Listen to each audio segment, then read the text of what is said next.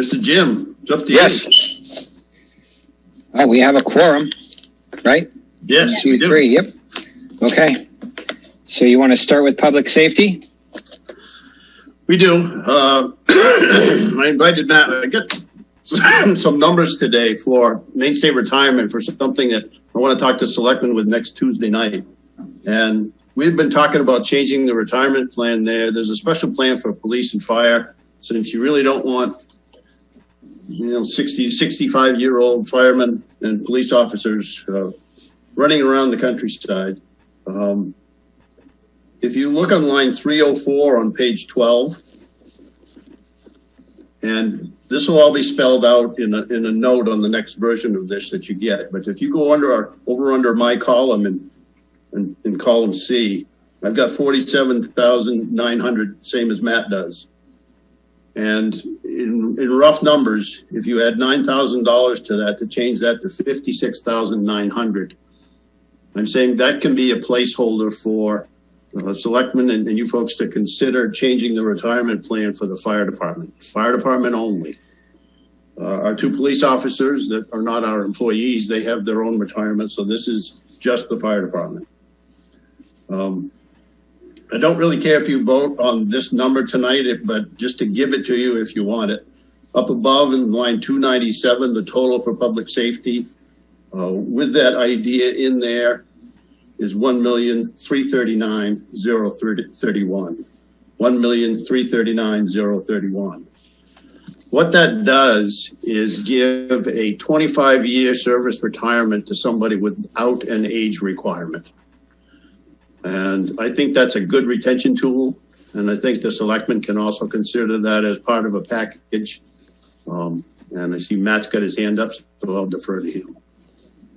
So one thing that the PERS special plan will offer us is it broadens our selection pool potentially more considerably. Most of the communities around us, Lyman, Dayton offer it, Sanford, Biddeford, Saco. Most of the communities for anybody with public safety, law enforcement, police and fire, and dispatch. We can use this when we go to recruit or advertise that if someone already works for a city that has this, we can potentially have them as an option for us. Because right now, if they work hypothetically 15 years for municipality X that has the plan, and we're advertising for position, they're not as likely to come to us if we don't have the same type of retirement structure that they've got already, because they're going to sign on to come with us to work until 65 years old at that point. The challenge we have is, in all honesty, is the requirements to work well is they may not be able to work at 65. They may have issues with passing the work well NFPA requirements as a firefighter. So this is a huge tool for us. I know Gary didn't dive into this part yet, and I think he's going to in a minute, but we've been having some conversations about looking at other wages for other communities to see where we align and how do we compare. We are noticing that we are well under other communities as well. One thing I did suggest to Gary is that rather than looking at that total dollar, that we take that into consideration with this 1% change for the retirement, so that we balance those two numbers out. Actually, I think it's 1.5%, Mac. When I looked at the numbers after we spoke today. Okay, yeah, 1.5. Okay.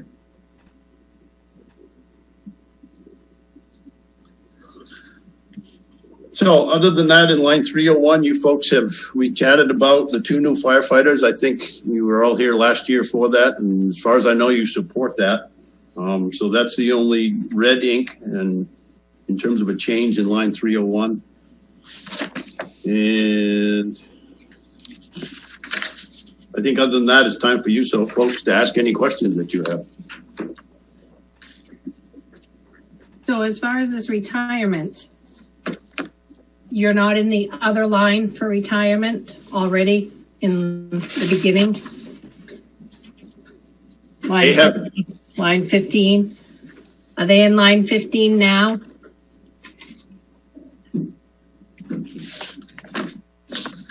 Or are they separate from that retirement? Oh, definitely separate. Yeah, the retirement is broken out by budget sections and departments. So, Okay. yes. Okay, so that's separate. Okay. And I have another question. Yep. The health officer, I see it listed in a couple different lines, 342 and 173. So is it supposed to be under the fire department, or is it supposed to go with the other in both departments? Well, we have two. We pay the code officer the same stipend as Lisa Bennett. Okay, So that's the reason. that's the reason. So they share. They share the duties. I would say Okay. Lisa would take the lead, but now and then Glenn is in some nasty situations in buildings that need to be condemned. Mhm. And what was it, a couple years ago, Matt? I think it was handy to have more than one. I think it's based on availability. So if one's not available, the others, they had to take the lead. Okay.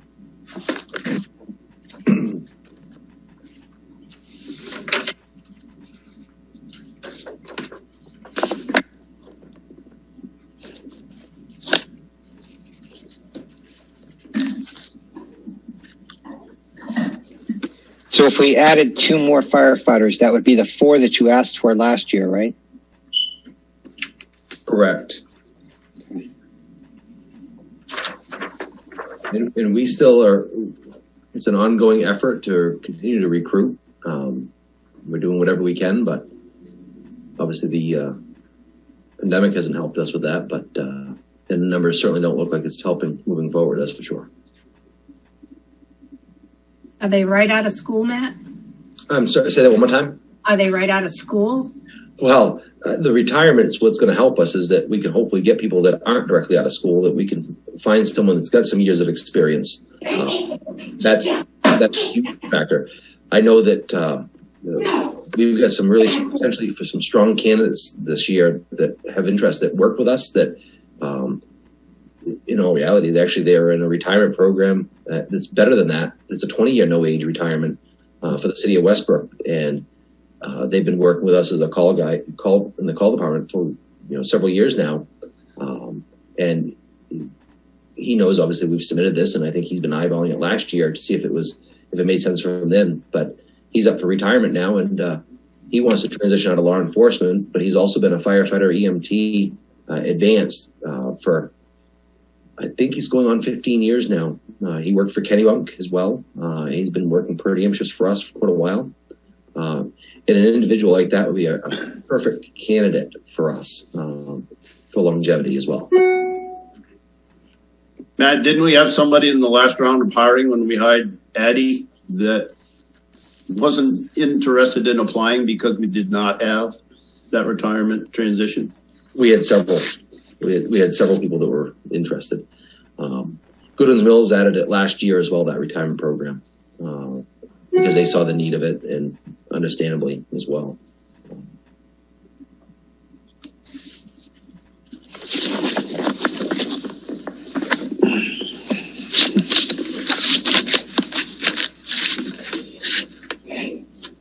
Diane, did I answer that question for you okay? Yes, you did. Thanks. Well, she's landed at home. This is our first trip out in anything substantial for snow. Other questions?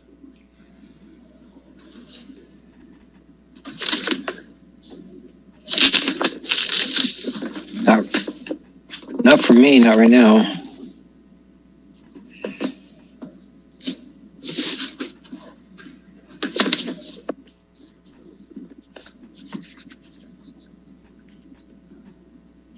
Do you wish to vote on the number or move on to the transfer station?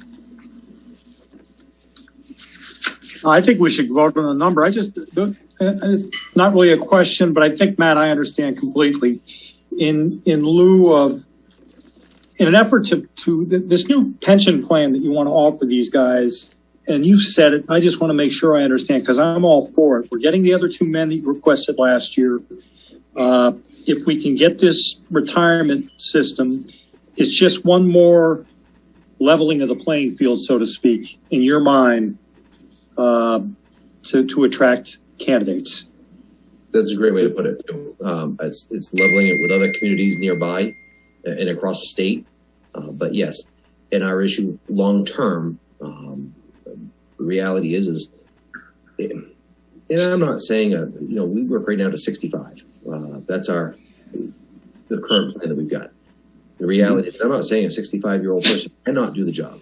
The reality is does a 65-year-old in the front line is he going to be able, he or she able to perform to what that job is? Crawling around in a building, climbing a 100-foot aerial, climbing a 35-foot ladder, doing vents in the roof. Those are the challenges I think we face, and that's why they instituted those type of plans for the no-age retirement. So you put your years of service in, and then you can retire. But it also helps us so that we can use that as a leverage or a tool to attract somebody that's already got certifications and trainings from another community. Okay, that sounds fine. That sounds good. I'm all for it. So, Jim, do we want to vote on this? Yeah, we can vote on this. Listen, I move that we accept the $1,339 or $1,339,031. That will bookmark the extra monies, Gary, that you were talking about for that pension. For the moment, yep.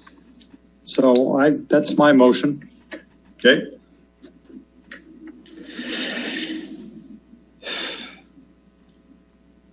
I will second that motion. Any discussion? No? I think we've discussed it. Okay. All in favor? 3-0. Thank you, Matt. Thank you. Thank you, Matt. Do you have any other questions for me? Not right now.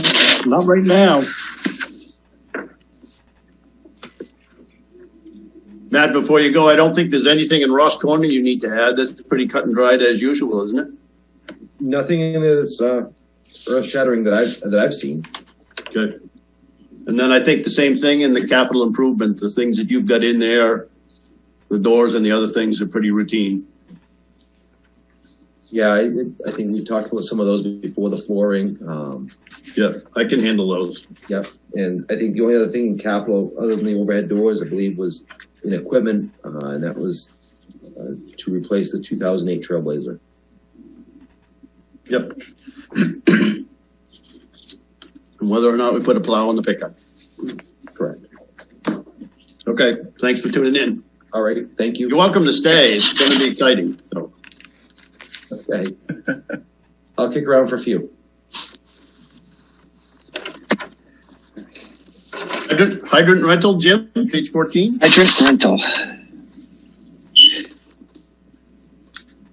Certainly nothing. The department recommends 61,000.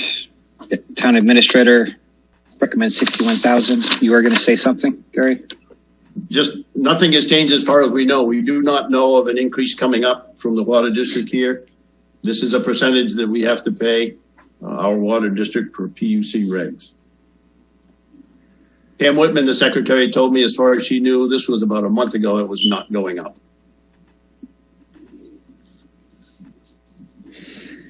Do we have to pay for the water if there's a structure fire? Do we pay for the water we use? Or is that included in the hydrant rental? We do not in the hydrant rental. Okay. It better be included for 61 grand. Yeah. Yeah, they'd have to go to the PUC to increase their rates at this point. I don't see that happening. Okay. There's going to be a turnover in the 3-person board. David Benton says he's getting done. He was one of the founding members of that district. We all know from discussions last year, if you remember, that this tank has never been drained and cleaned. And that's going to happen sometime. And Lord only knows how that's going to happen without another tank backing up the fire suppression water. So, but to the budget item, it's 61,000, same as last year. Same as this year, sorry. Matt, do you get a report when they test the hydrants and that? Do you get a report from them when they do that? They usually let us know they're out testing, but we don't hear anything That's else. it. Okay.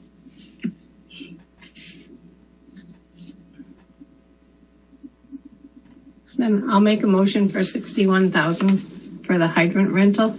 I will second that. Okay. Any other discussion? All in favor? 3-0. Thank you. Ross Corner Fire Company. Yep, they pretty much budget and split it between 3 towns, Alfred, Chapley, and Waterboro, same as last year, and not a whole lot of change outside of a couple of overhead doors here about 2 or 3 years ago, so pretty routine.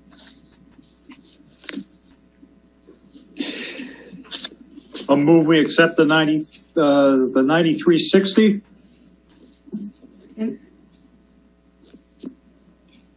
Diane seconds it.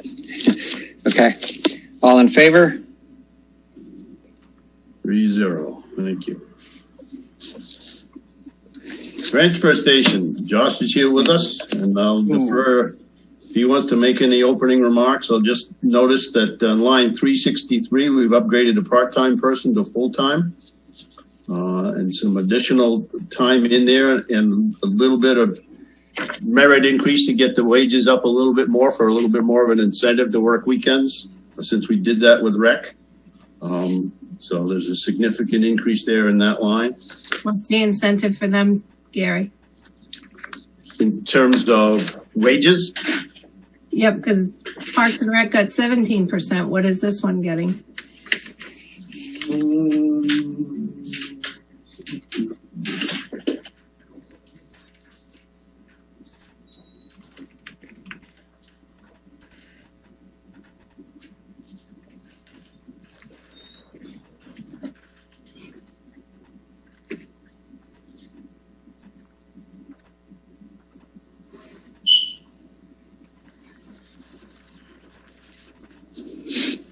no, I take that back. Josh, I guess it was just 2%, wasn't it? Yeah, it was only 2%. Yes. Yes.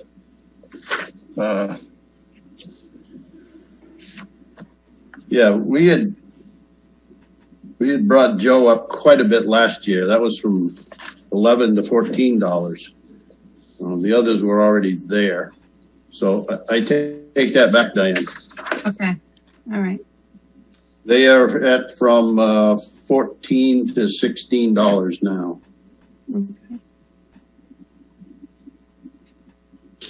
High 14s.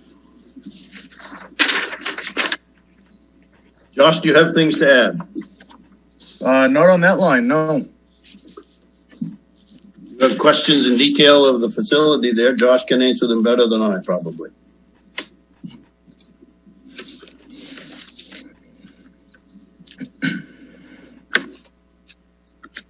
Do you have any real good projects that you need to, safety issues or anything that need to be fixed up there, Josh? Right now, I am planning on converting. Can you hear me all right? Yep. Yep. Okay. Converting the burnable furniture compactor into a second household trash compactor. For what we're using it right now, it's not really a good setup for oversized bulky waste. So it's kind of a wasted machine. And as a lot of you know, we're real busy on the weekends and we overflow. By turning that into a second trash compactor, it'll hopefully take care of the overflow issues. So you're not looking to put anything over the recycling? Yep, that's.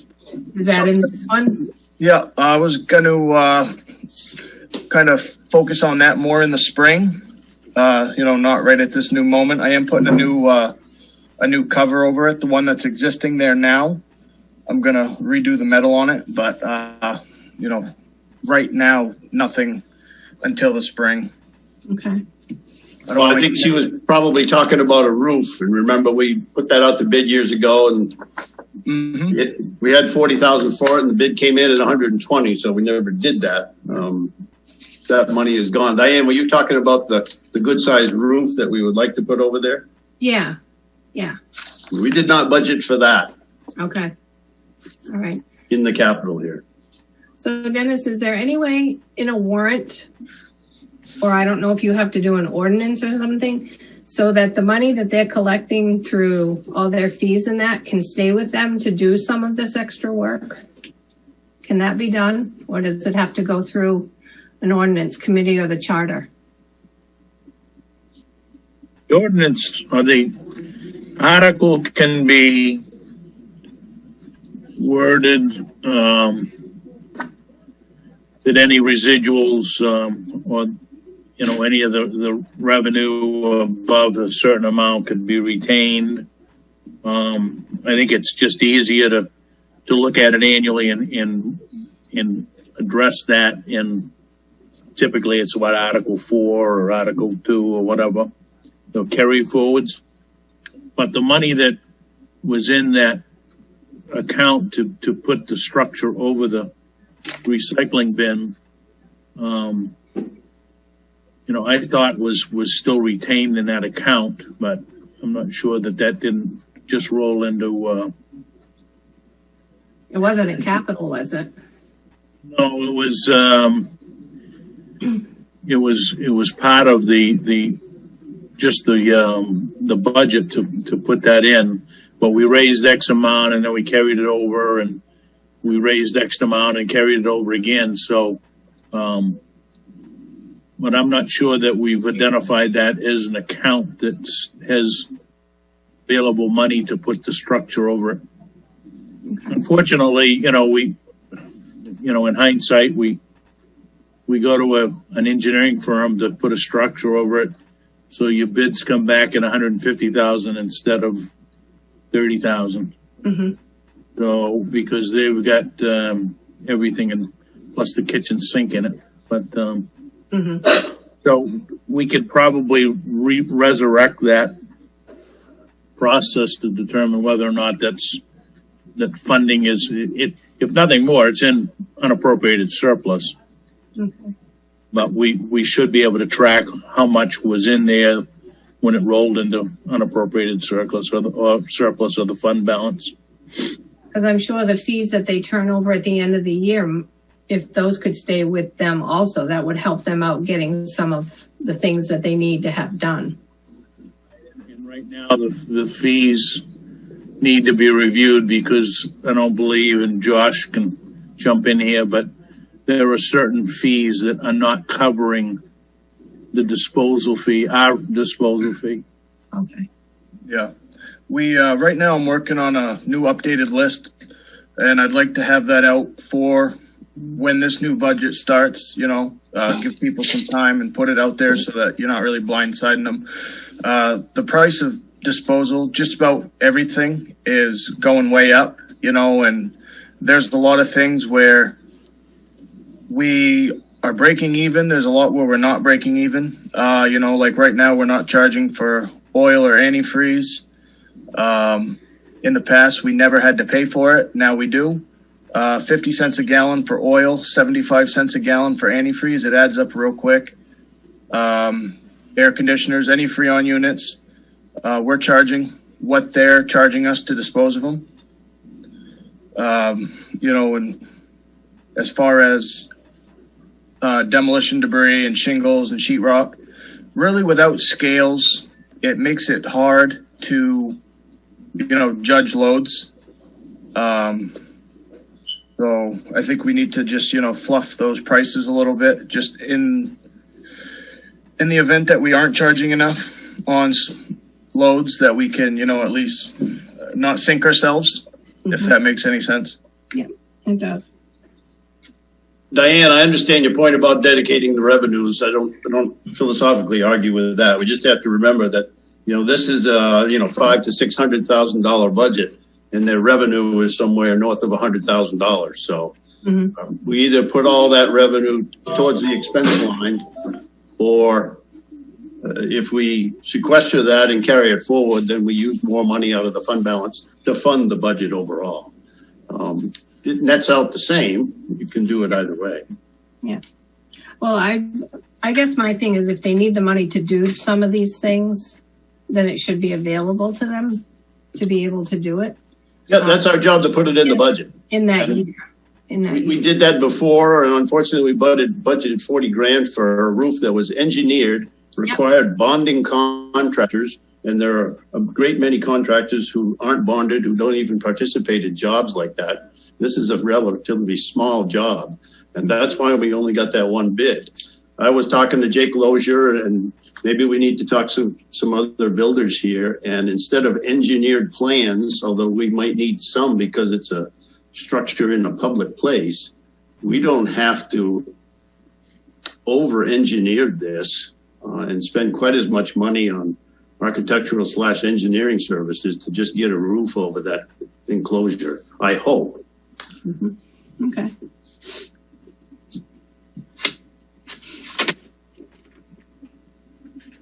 So Josh, I have a question for you. Yep. That $100 that I pay for my hauler's permit, does that go to the town or does that go to the state? That goes to the town. Okay. And I don't know what the other haulers are paying, but You cut out there for a second. go up $2. I said I could probably shoot my. I think he's freezing. Yeah. Jim, we've lost you. Am I there? You are now. Okay. Okay. I don't know why I was freezing. But I think the haulers, especially like I am willing to go up $2, and I'm shooting myself in the foot, but I can go up $2 a yard. Mm-hmm. I think that $6 is probably a little low for us. You all are paying $6 a yard. Okay. Yeah. So we could probably go up. Yep. Yeah, I have that. I have that in. I started an Excel spreadsheet with all of the charges we have now, and I put in a section for my recommended pricing, and then I left a section for budget committee or selectmen's recommended pricing. I think we just need to sit down and have a workshop on it. Yep. Just so everybody knows, the cost ton at EcoMaine goes up another bucks July 1st per ton. So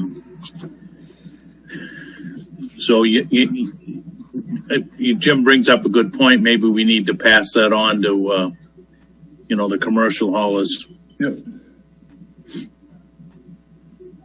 The commercial haulers, Jim, that haul direct to EcoMaine, the town of Waterville doesn't pay for that tipping fee. They pay, that's part of their deal. They're paying directly to EcoMaine and a commercial rate for that. Right. When I haul to the transfer station, I pay the town. Right. Yeah. So, how much are we paying per ton? $75 a ton right now. It's going up to $76.50, I believe. Is that correct, Dennis? Yeah. Yeah, $76.50, July 1st. So it makes a big difference. That's household rubbish. Yes. Yes. Okay. The single sort stays at $35 a ton. Yep. Although the market is coming back there, so we'll have that discussion, I'm sure, at EcoMaine.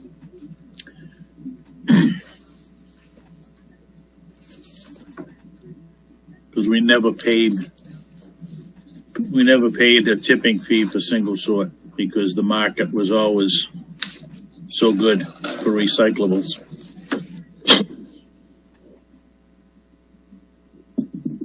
So we're actually paying for recyclables right now? Yes. $35 a ton because there's no, or there hasn't been a value in getting recyclables. The paper cost of paper and tin goods and whatnot has been way down, although that market is now coming back. So, like I said, there'll be a discussion when we have the finance committee meeting at EcoMaine of whether or not we keep the $35 a ton for single sort. maybe you need to raise the price of the stickers for the, I know it's hard, but well, on Cape, I was like astounded when we came to Maine for our dump. We used to, on Cape Cod, pay $75. That was for a beach sticker too. So it was like probably about 40, I think, for the dump. And the other part was for the beach on Cape Cod. So when we got here, it was $6. We were like, what? You'd be surprised at people that complain about $10. Wow. Yeah. Oh yeah, that's right. It is $10. Yeah. Yeah, I prefer the user fees. If you bring it in, you pay a flat rate for what you bring in. I think that's more fair. I Yeah. think we can cover the costs of putting the stickers out. That's okay. I would direct you to page 15, and just the one biggest jump here is in line 373. You read my mind, Gary. We got $40,000 in there for paving the lower section, which is a good idea. It'll clean up easier with plowing. It has to be extremely thick and strong. That is a brand new item right from zero. So I would say if adjustments had to be made after you get done with your entire budget, this would be nice to do. It would look better and clean up better. But that is new. And if we were ever going to add on down bottom, that would be the first thing we'd have to do anyways, is pavement with the dirt. You know, everything we do here, there's a lot of, we're constantly digging up gravel and replacing it, because you get metal, you get trash, you get all kinds of stuff into the ground, and it doesn't clean up easy. Part of that, that 40,000 may go to just a little bit of repairs up top. Some of the aging pavement is starting to crack, and you know, we've been cold patching it, but that's only a Band-Aid. So, you know, this is just, I'd rather do it and have it done, you know, get a lot of it done at one time than have to keep, you know, every year trying to come in and add a little bit. You know, this 40,000, I think will cover a good chunk of that. It's a start.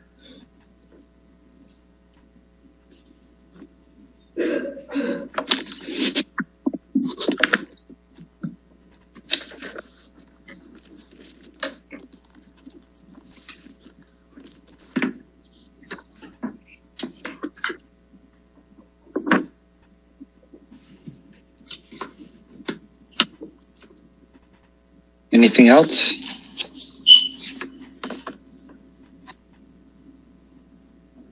Have you priced out a new loader yet?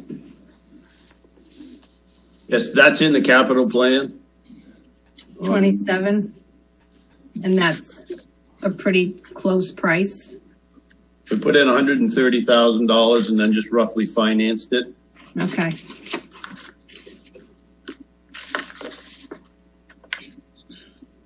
For 5 years. Okay. We'll get to that when we get to the CIP.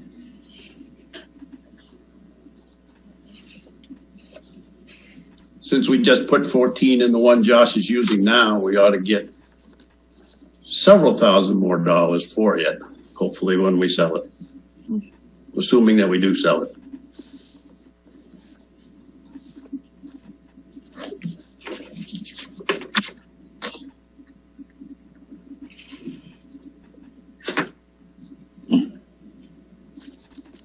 Would you folks want to vote on the transfer station? Do you want to move on to Public Works?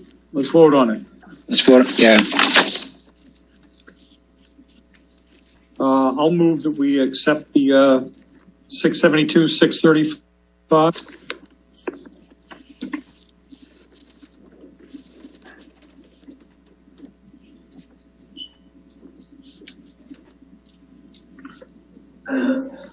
I'll second that.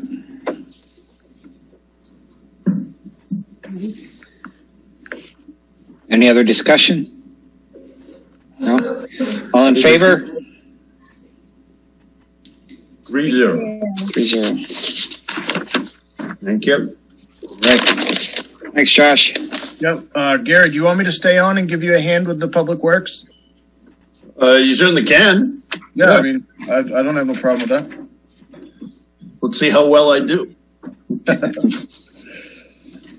So I think we announced before, I hope everybody's heard. If not, I'll tell you now. Peter Smith is the Public Works Director. I wasn't going to ask him to come tonight. He actually starts, let's see, I think it's a week from today. His first day actually here might not be until Friday, but he's been trying to come here on Fridays and talk with Tom and Jason, and to a certain extent, Josh as well. He'll be over probably checking the roads in this storm, knowing him. But anxious to have him up and going and taking some of the reins over. When we get down beyond this into the CIP tonight, I have some new information today from both Dayton Sand and Gravel and Carroll Materials on paving. I'll give you a summary of that. But the summary, the new items here in line 412, 412, just to review, there's still a second driver position in there we have not filled. So it's a position we need to fill, but you can see by the salary line, we're only going from 211 to 220. So that money was in there last year. We just didn't end up filling it. On line 420, 420, we think it's going to be right around $23,000 to buy a new tilt trailer. If we decide to do that, the two that we have are pretty old. We would like one, maybe two of our drivers. Josh wants to get his CDL. And if we're going to do that, we might as well have him get a CDL Class A and have Jason, our existing Class B. Is it ABC or 1, 2, 3, Josh? It's ABC. Okay. Then maybe Jason could go from a B to an A, and he has to have a trailer to do that. And both trailers we have are not adequate for that. So scrap two trailers and get one new one. What size trailer? That would be a big trailer to haul our excavator and the loader back home Okay.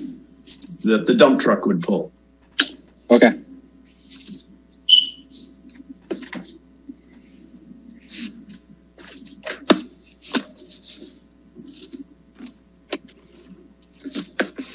Those are the big items. And then I've invited Paul Poirier, our snowplow contractor, to hopefully come on March 2nd at 5 o'clock for an executive session with the selectmen to see whether or not he has interest in getting 2 more years with us. If he does, then that can be settled within the next few months. If he doesn't, then we would be going out to bid in mud season, I guess, for next winter. His contract allows for 2 more years in a single decision vote by the selectmen. And with the dollar amount still up in the air, not determined at this time. Josh, do you have anything else to add to this? No, I do not. Okay. The plowing contract, Gary, is there a line that says if he wants to do it another year that there's a certain percentage that it would increase, or does he name his amount? I think the selectmen and he have to come to that agreement and probably sign another 2-year extension because the contract does not have financial parameters in that. Okay, so as of right now, it would still be 500. As of right now, it's unknown, I guess. That would be the starting point for discussion, I guess. He's also interested in Alfred, so he may be playing the field there. And remember, he was the only bidder that we had. We also put the town out to bid for 3 different sections, which was done quite some time ago, I guess, long before I got here. Mm-hmm. We can do that, but that's a little more cumbersome working with 3 different contractors.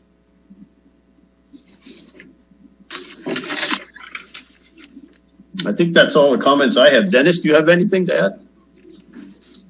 No, I'd be just interested. Did we get a price from either Carroll or Dayton Sand on what hot top per ton is going to be? Or well, I've got those 11 projects broken out from both Dayton and Carroll And I was really going to summarize that under capital improvement because, and we can do that now. I'm just curious we're not gonna, I'm sure prices are gonna go up because oil is already increasing. So I'm assuming that we won't do as much for the 275 in this budget as we've done for the 275 in the last budget. The ton price with all states, which is Carroll Materials, $73.50 a ton, and with Dayton,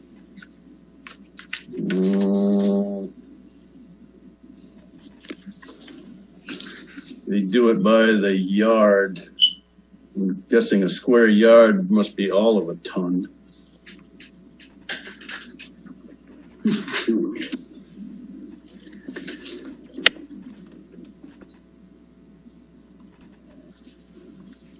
Rate for No, that can't be right. That doesn't equate. A cubic yard of, oh, this is square yards, not cubic yards, sorry.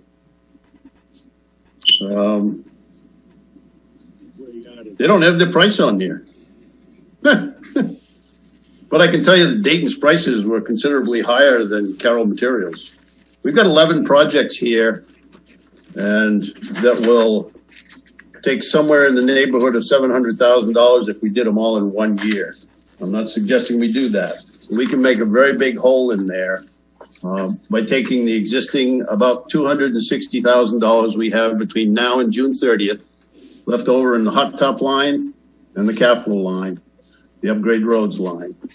And then I've kept the hot top line that's in the budget before you at 275. So that's $535,000 without the capital lines that I'm suggesting in here could be 150. So not to belabor this, but why is there a $58,000 credit in the hot time current expenditure file on hot top? So it looks like we've still got $220,000 left to pave to spend in this current year. Yes. There's spent 57, but there's a credit of 58. That either come out of capital. I guess that was a carry forward. Not a negative. I see Julie. I don't know. Anyway, could have been 58,000 carried forward, I suppose.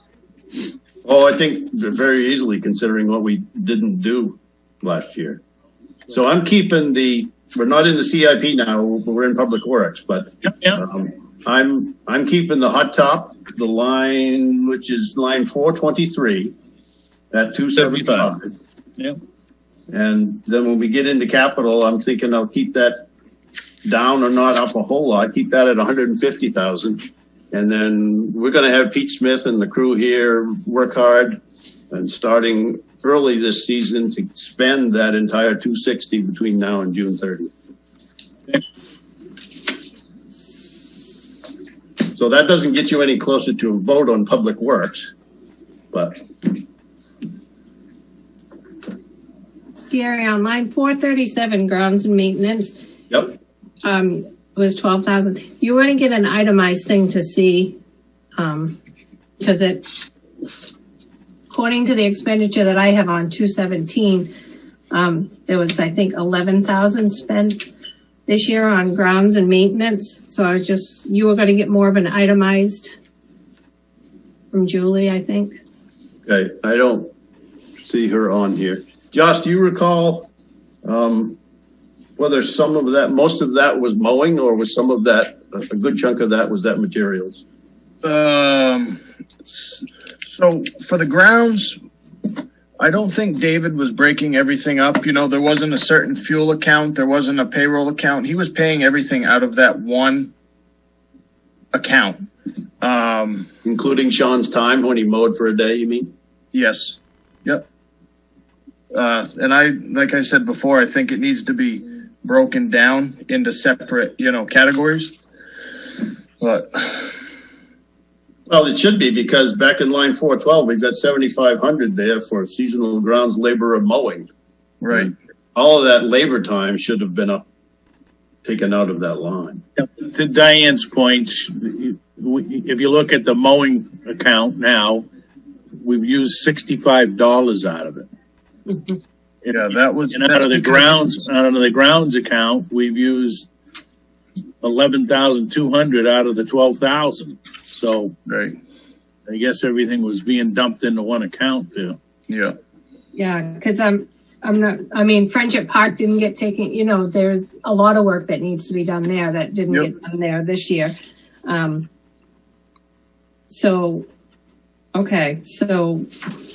What we can do, Diane, is have Julie go back and pull out the labor that should not be in line 437 account. Pull Okay. that back up into the salary line. And then before the end of the year, make this look more accurate, if you will.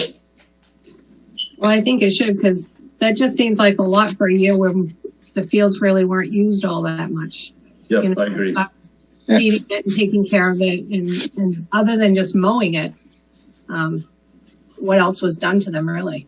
right. That's, that account covers, Town Hall, Taylor House, the monument, any of the mowing that was done at the fire station, brush hogging, that all comes out of that one account. The beach, it's not just, the Friendship Park. Well, it says loam and seed ball fields, so But yeah, for this year. So we need to do a lot of work down there this year. yeah, With people not using it last year, we kind of spent the bare minimum on the fields. The fields are bad anyways. Friendship Park is a gravel pit. There's no water down there. The well doesn't work. So, I think before we go spending upward, thousands of dollars on relooming and redoing the field, we need to figure out the water situation. okay. So in the rec, where they've got field maintenance and that under the rec department, should that be in this department then? Maintenance? I don't. So, I did the work. I take care of the fields, but David was it was his department. So I don't know. I think Todd was paying for some of it. Public Works was paying for some of it. I don't know how they were breaking it up. Okay. No, I'm just looking at this budget for this year. It says ground maintenance, Friendships, $5,000. Should that be in the Public Works Department? Well, his desire is to pull up all the grass and to have a complete dirt infield. Right. Yeah, he has a company coming in. Well, that's the plan, hopefully, to have a company come in and redo the field.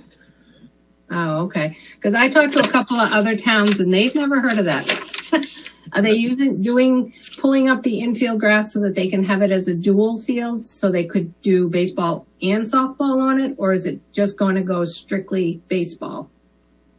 I believe it's going to be strictly baseball. They spent money and did, I believe they did Lions Club last year, correct? They redid Lions Club field last year for the softball. Yeah, they added some sand or dirt or whatever out there. Yeah. That was a 50-50 split. Yeah. Yeah. My big question when the selectmen get to talk to Todd is, why are we going to spend $5,000 and we haven't got a well and we haven't got certain things that need to be fixed first? And if the Little League is suggesting that we turn it into a skin infield, what are they contributing? Little League isn't playing on the field this year. No, and I talked. Friendship Park? Yeah. The league director said they're going to go elsewhere. Yeah. He didn't, let's see. I spoke with the president of the Massabesic Little League, and he sent me an email regarding changing it to the dirt surface. And he hadn't seen or read any studies where it's either good or bad. So I think maybe if you take care of the water supply first before you go in and do any of this other stuff, I think that would work better. I agree. I would like to see it stay grass. Well, the only way to take care of the water supply down there is to bring town water, and that's up at the middle school, so that's an even bigger ticket. They Water can't district. put a well in. I'm sorry? They can't put a well in. We have a well down there. It's not enough water in it. And if you're going to water grass, then you better have a high production well, or you're going to run out within an hour or two, if that. Right now, Josh, correct me if I'm wrong, I don't think we can run the sprinklers down there for more than an hour. Yeah, right now we can't run anything off it. Something's up with the pump. But before, yeah, an hour, 2 sprinklers for an hour, and it was running it dry. You know, I don't know if we need to just go back in and frack the well, or I don't know. I guess that would be my question: is that it worked well for 25 years? So what happened? Right.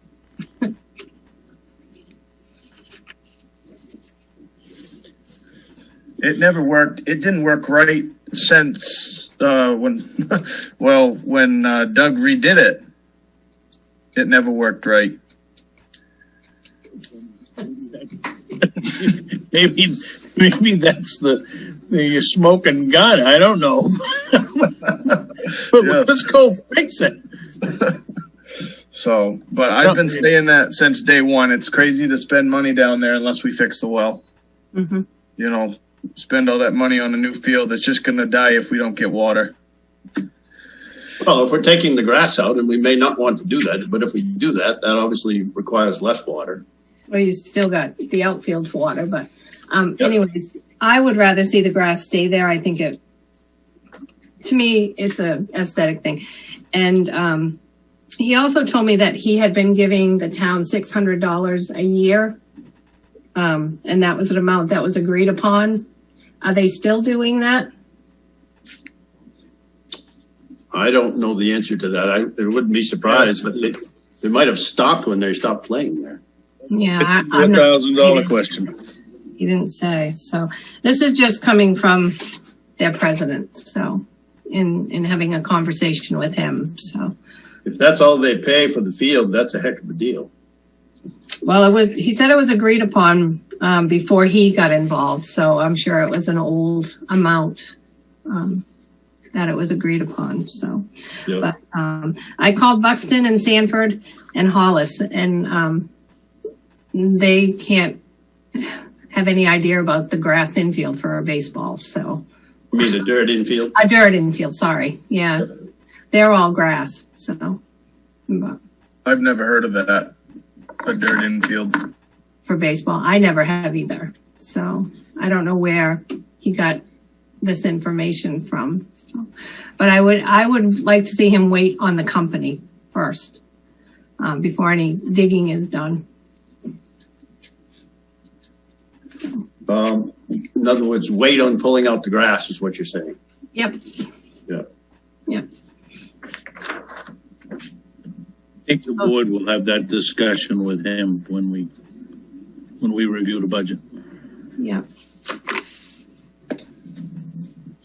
So, and then my other question, I'm all set with you, Josh. I'll wait on the other question because I'm all set.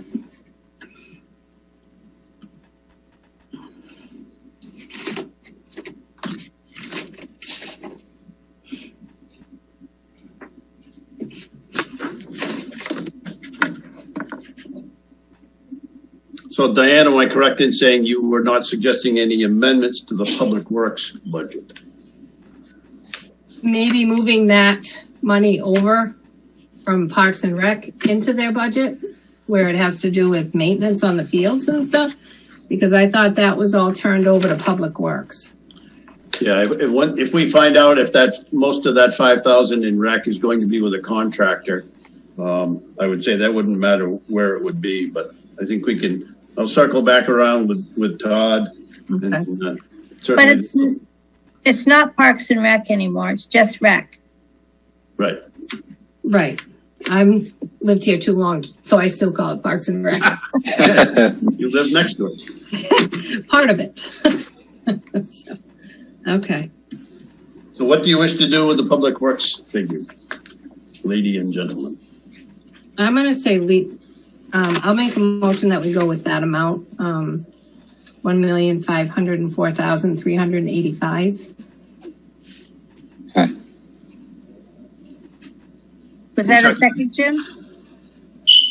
Yeah, I'll second that. You have any comments?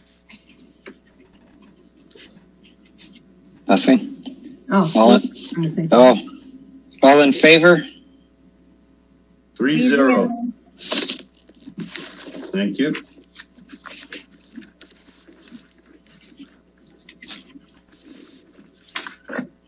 General assistance is pretty cut and dried and pretty amazing. We have not been hit with more assistance requests, considering the numbers of people that lost some or all of their job in the last year. But this is what Nancy has put together, and she's deeper into this than I am, and her intuition is pretty good in this. So that budget sits at $35,160 in line 452.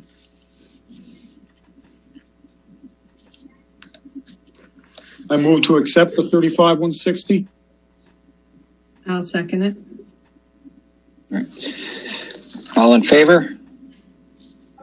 3-0. I'm gonna log off now. Okay, Josh, thank you very All right, much. Josh. Have a good night, Thanks, everyone. Jeff. Yeah, right. So the first big change, and I haven't really talked with Dennis about this other than concept, is line 497 in capital improvement on page 19.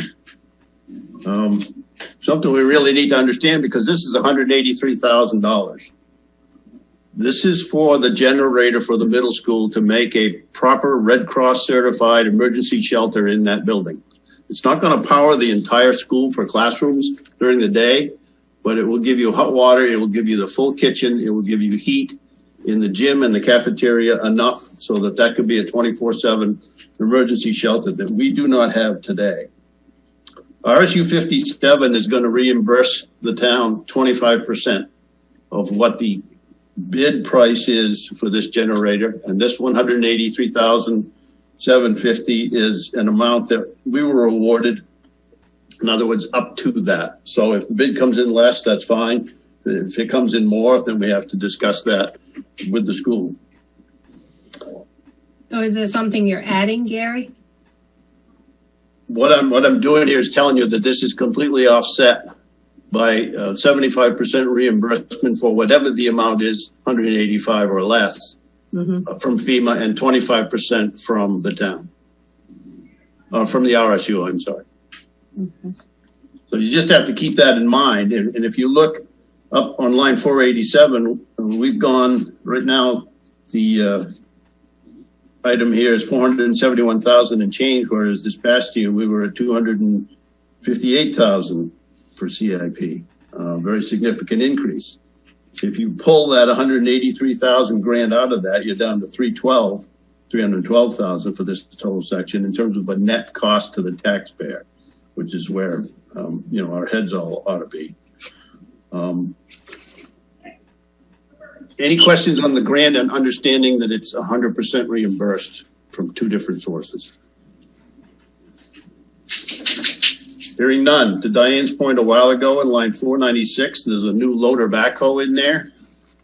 And we try and cycle the one for Public Works at around 4,000 hours over into the transfer station for several more years of service. We have to fill the tires with the solid material to work at the transfer station, which is very expensive, but we do that. And then the new machine would be the Public Works machine, and we would probably get 4 or 5 years out of that. So you see, I financed it at 5 years, very conservatively saying it would be at 4%. So that $27,000 in there should be enough. And if this is approved, this would go back into section 13 of the budget a year from now. One more notch above, Lions Field light replacement. Todd made a presentation to selectmen about whether or not to try and do that in this present year's budget because he has money left over in the salary line. That's still under discussion. And there's plenty of time that if selectmen and staff decide that that's going to be done this year, then this line would go to zero. But I guess we're looking at both options right at the moment. That is an estimate we have there. We've not gone out to bid for this, which obviously we would have to do. It's an estimate from our electrician and the person that came to take the lights down when they were falling down in Diane's backyard. So, town hall meeting room furniture, line 494. I'm talking about the furniture that's in the audience at the selectmen and the planning board meeting. I haven't put any dollar figure in there, but we have 45 chairs. So I think the selectmen are pretty comfortable with the chairs that they have at the dais, but certainly the older ones that are pretty sad looking are out in the audience. The other vehicle for line 493 is a fire department SUV, which is 11 going on 12 years old. And we've talked before about the bottle replacement for the fire department, the Scott Air Packs. And I guess one thing that's not absolutely necessary is line 491. I resisted the plow for a while down there because I don't want firemen just plowing the parking lot. But the comeback is when you need to get an ambulance down one of these small roads that we have, if you have to wait for public works, that can be a problem. I mean, our crew comes out very quickly, relatively speaking, but if there's a plow right there on our four-wheel drive pickup that we have at the fire station, certainly they can have a plow on it, but it's just not going to be used as another public works vehicle, and they would not be plowing the central station parking lot unless it was absolutely necessary. It's there to twitch out a road during a storm if an ambulance gets called. The other things in buildings from line 499 down, I think we talked about before, the bay doors on Central Station are corroded on the bottom, and some of the tracks have started to corrode as well. The sign on Old Alfred Road needs to be redone. That is not going to be an LED sign. It's just going to be an unlit sign, not an internal lit sign. Flooring inside the Central Station. And here's another item that is up for discretion, I guess. The siding on the old section of Town Hall here. It looks pretty awful. That sign needs to come down on the side of the building as well if we do decide to side it.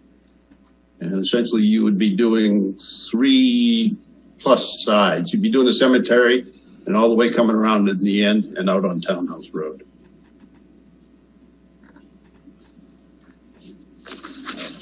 Before we turn the page, are there questions on page 19? I have a question on the car for Matt or for Lisa. I'm not sure who's getting it. It would be Lisa, correct? Probably not. They're passed down. Usually. Matt would go to Lisa and then Matt would get the new one. Is that how that works?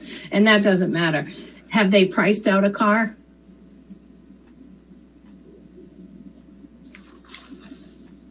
Did you hear that, Matt? Yeah, we have. We've got estimates for the vehicles already. You do? Okay. What are you looking at with everything, with the fit up costs and everything? It's, well, by the time it's probably said and done, I think we're looking at mid-40s for the vehicle. The upgrade cost probably in the ballpark right now about $6,000 to $7,000 for a bit. Between you get the right around 50. Yeah, it's 50, 52 is what the ballpark was. Okay. Total. And that one is listed as a 2008. I'm sorry, 2009 on the document. It's a 2008. Okay. Okay. What is your car, Matt? It's a 2015 Tahoe. Okay.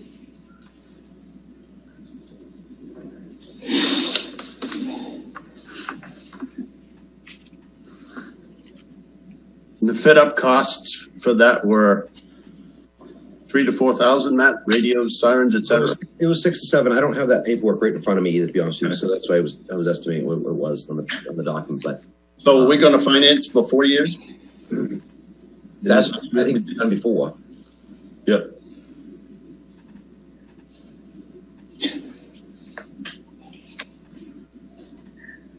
So that's $20,000 for 4 years is what you're saying? No? No. The 20,000 was the first year because it included the upfit. Okay.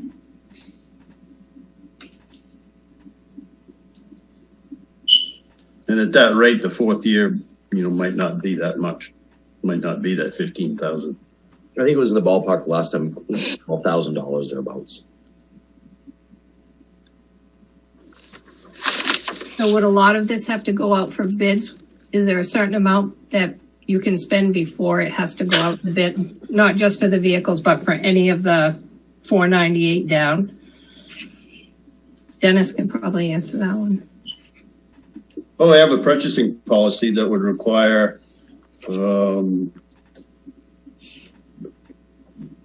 essentially all that to go out to the bid. I don't know about the flooring. No, but typically you would bid. You would have to have a spec and require some level of bidding on it. Okay. I know, Diane, when we, like the pickup truck we bought, the service truck, the red one that we got, we went out to bid on that, and we got bids on Chevys, GMCs, and Fords. Oh, okay. And then when we got looked at them, we looked at what the availability was, the price, when could they deliver? I mean, some of the Chevys weren't even available for 6 to 8 plus months. Mm-hmm. Okay. So we looked at them and we put in the specs either red or white. We didn't isolate them. We didn't say blue. We didn't say black. And I was suspecting we'd do the same thing moving forward. But whether like the plow, I mean, we can bid it out, but I don't, we can get shopping, but most of the Fisher plows are fairly close. We'll get S3 estimates on those and see where we're at. But I don't think it makes sense to drive to New Hampshire to get it put on, because that's where you're going to have to go get someone probably to fix it if it's messed up. And the doors, I guess that we can certainly bid it out. We've used Bud's overhead door, Buddy Stearns in Waterboro for ever and a day, I guess. Okay. Certainly we can bid it out. That's not an issue, but unfortunately, sometimes even with that is you swap it up, and now we have, are we changing vendors, and then who's coming to service it later on? And realistically, we've had really good service with some of the local vendors. Good. Then you probably should stick with them. Yeah. And that's, and the same with the meeting room floor. We've used a couple prices from Sanford Flooring, and I think there's another one, but we don't have any flooring places in town anymore. So, but we got prices from them. Yeah. Okay. Thank Probably you. the only single source vendor on here, Matt, would be the bottles. I was just going to say, like the SCBA bottles, there's only one vendor for those. So we buy them from IPS. That's the only one that sells Scott bottles for the Northeast, or that we can buy from for our area. And we find that with some, I don't want to go backwards, but like turnout gear, there's some things that are single source that we just can't buy from other places. All righty. Thank you. Did you guys have any other question on that generator?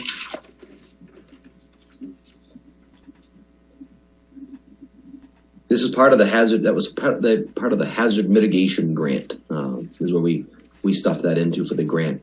We originally thought that the school was going to be able to pay the 25%, and that obviously FEMA would cover the remaining portion.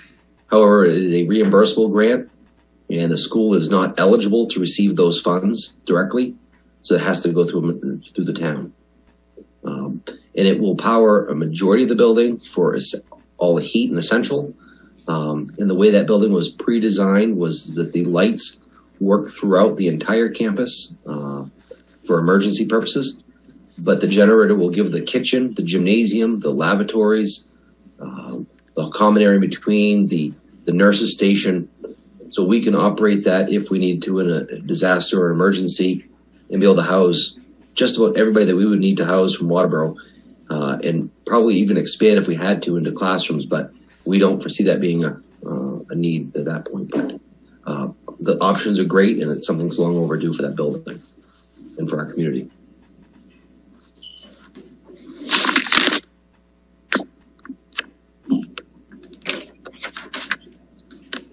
Well, if there's no other questions on 19, I'll take you over to 20, page 20. You'll see in line 506, I had $125,000 in there.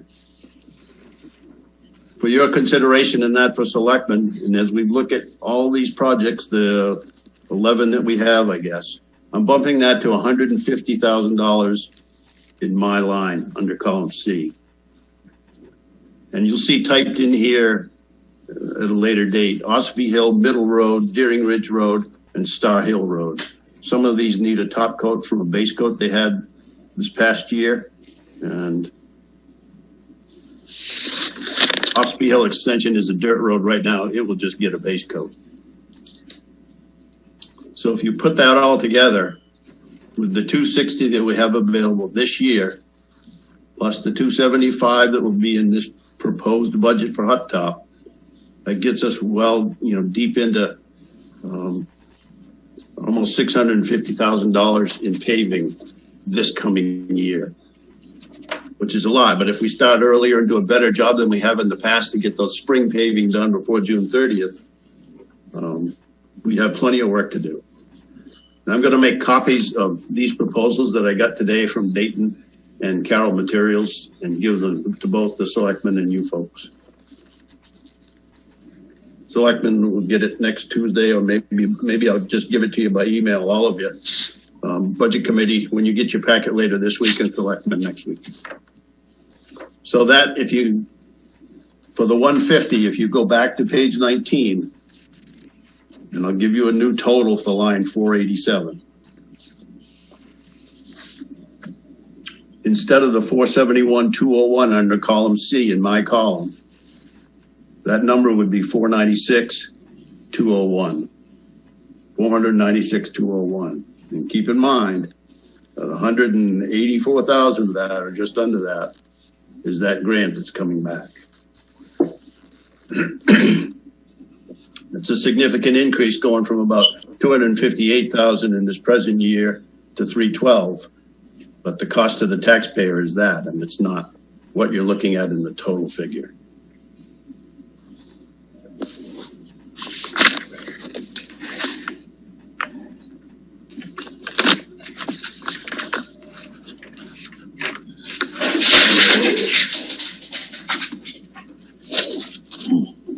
Can I ask a question, Gary? Absolutely. Under 516, where they funded some CIPs in the past. Yep. Last year, I think it was last year, Deering Ridge Road and that, I know the paving has been done. Are they doing the culverts and the ditching? I mean, did they do the culverts before they did the paving? You always do that. You're supposed to anyway. I believe there's still a section down towards the 202 end, isn't it, Dennis? That's the part that needs additional paving? No, they went to the town line 2 years ago, 3 years ago. Carroll did that. Okay. I think what's well. I'm talking about what they did this year from Hooper I think Hill Road I think down to town. everything has been done. Well, then maybe this is the shim finished wear coat over that, because that would have been a thicker layer, I think, 1.5 inches of base coat, wouldn't it? I'm sure that's what was done from the top of or up by Hooper Hill down to Townhouse Road. down to Townhouse Road, but that was all paved. It was late in the year. Yeah. In fact, it was too late for them to even stripe it. So it's the black piece of road left on Deering Ridge Road now. So they did put new culverts in that end of it. Is that where the culverts are going to go, or are they going up by the Deering Field? I don't know that there's any more culverts to do there. I'm not 100% sure. Remember, when I put categories like this in the budget, sometimes those categories might stay year after year, just for general maintenance issues. Okay. Just because that's in there, Diane, doesn't mean there's still culverts to do. And certainly if they paved over something, there should be 0 culverts to do. I would think so. So, Hamilton Road, there's money in there for that too. So has any of that ditching and culverts been done on that road? That was approved last year, 12,000.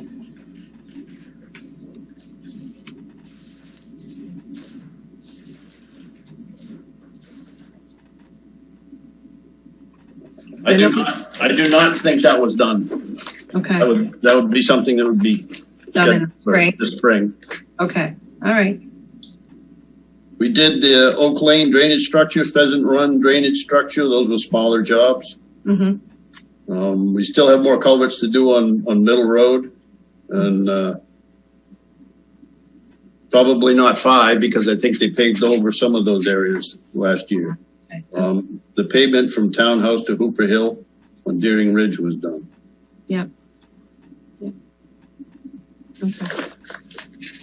All right, I'm good.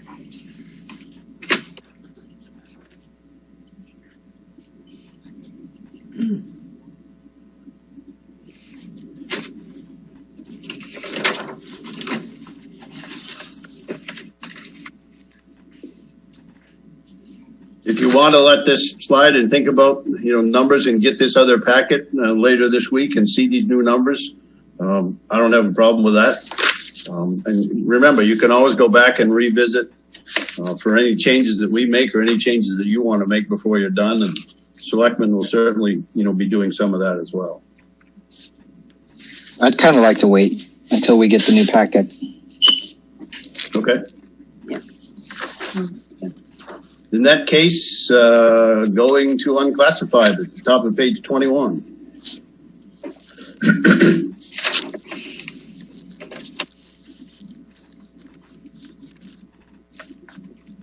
What do we have for questions in that section?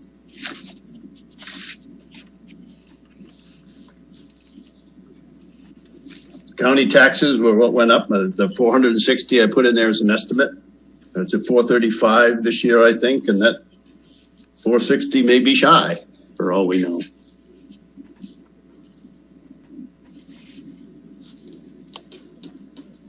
Still at 2 police officers, not much change there. The blanks in the agencies toward the bottom third of page 21 mean that I do not have a request yet.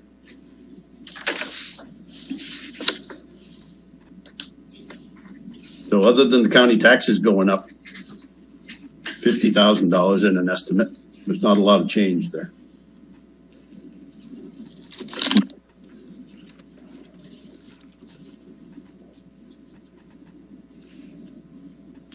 Oh, there is one new request on 537. And Julie didn't really appreciate the request, I guess, because she knows something about the Ossipee Valley Fair. But I'm sure Dwayne will chime in with a thought. They did send a letter asking for anything we wanted to give them, which is why I put $1 in there as a placeholder. I don't recall having them ask for money before. Didn't the Levittsville close? Yes. Okay, so that's a 0. That's going to come out eventually. If you look all the way to the right, there's still 3 entries in there. When those are all zeros horizontally, then usually we'll pull the particular line.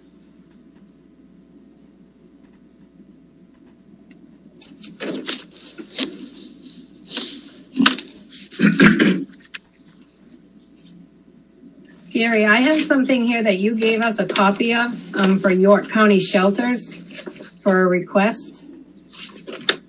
Is that the same as 545? 540, whoa. York County shelters, Ooh, what's the amount? 1,000. And it's identified York County shelters right on there? York County Shelter Programs Appropriation Request. Okay. It's 546. Just shelters. On mine, it's 545 because it's the old paper. Oh, Yep. Right, the shelters is different from the York County Community Action, which is at 3,500. Right.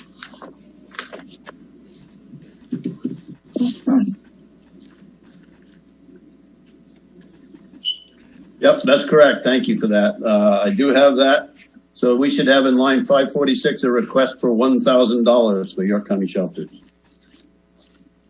And remember, they do run the food pantry there, which does service some people our way.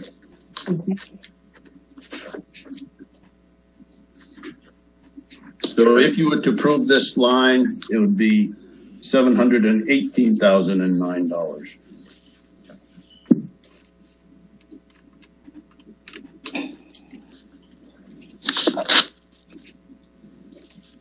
And unfortunately, there's not much we can do about county taxes. Gary? Matt? Hey, just so you know, and I don't know if they knew this or not, but Southern Maine Area Agency is the one that is doing the clinic this Thursday at the Waterboro Town Hall as well for 70 plus in Waterboro. And they are full with 100 plus people. Shots from 9 a.m. to 3 p.m. and the slots are all taken, and we're going to help out. And then Matt was through the building today with somebody from Hannaford, right? That's correct. And the Southern Maine Area Agency may do another clinic as vaccines are available at the town hall moving forward. And Hannaford's trying to partner with the local communities to get it out for outreach as well. For I guess I'll be moving down to 65 plus soon, but right now it's 70 plus. We're a little limited in the space because you have to sit for 15 minutes after the shot. So I think in the town planner's office and maybe the assessor's office on the right days of the week, we can have maybe a couple of people sticking people in the arms. And then you go into the selectmen's room and sit socially distanced 6 feet apart to wait a particular time to see if you have a reaction. Then you go home. Are they scheduled every 4 or 5 minutes, Matt? 16 per hour is what we're looking at. Wow. Okay.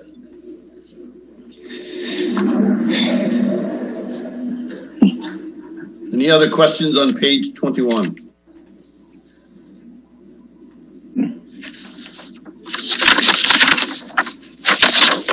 Nothing for me. What are your wishes?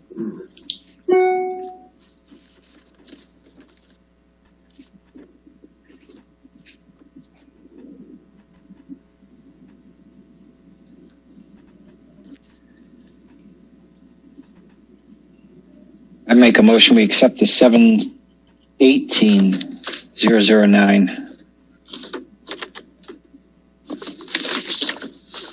I'll second that since I finally remembered to unmute myself. I'm wondering why people were ignoring me, for God's sake.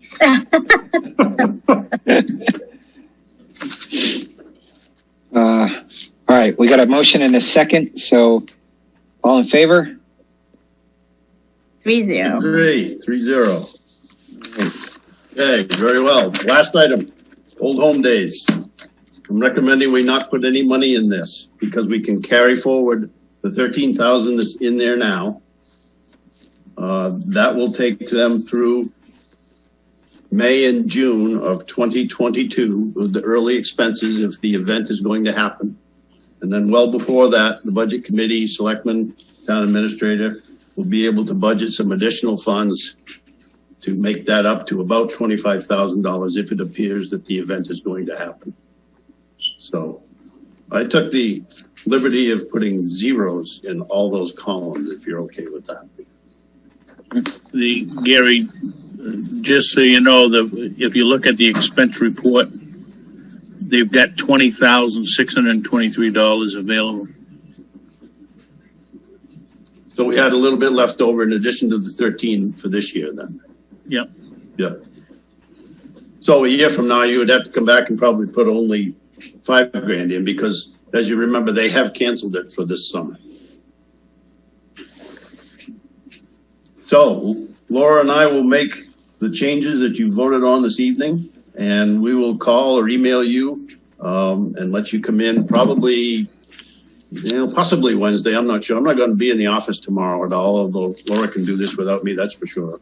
Wednesday or Thursday, certainly before the weekend hits us, you'll have a brand new budget that will have more of a final total that you can start to think over and whether or not you need to make any adjustments. Okay.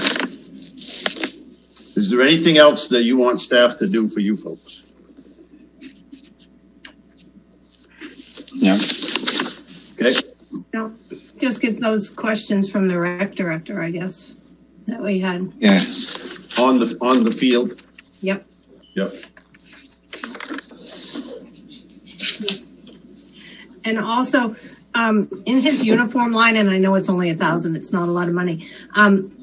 What kind of uniforms do they buy? Because I know the Little League has all their own. So is it, I don't know what rec programs the rec is running anymore, because it seems to be going to more private groups.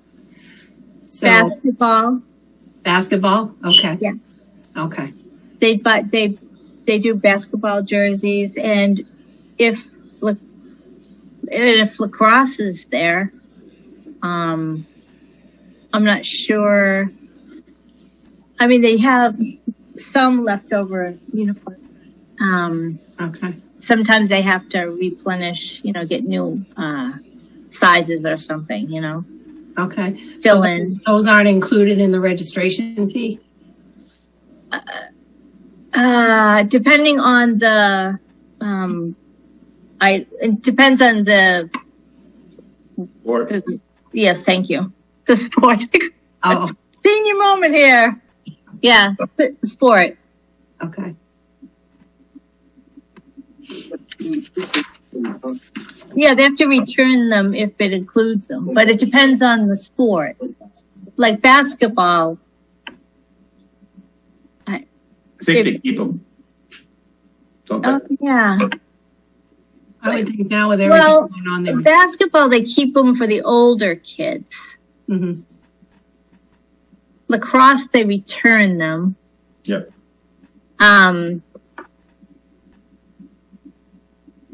So it depends, yeah. Okay. All right, stay in touch. Is there anything else from you folks? If so, let us know. Okay. No. Well, No. So I'd entertain a motion to adjourn. I will make the motion. I'll second it. All in favor? 3-0. Have a good night. Night. Thanks, guys. Thanks for your time.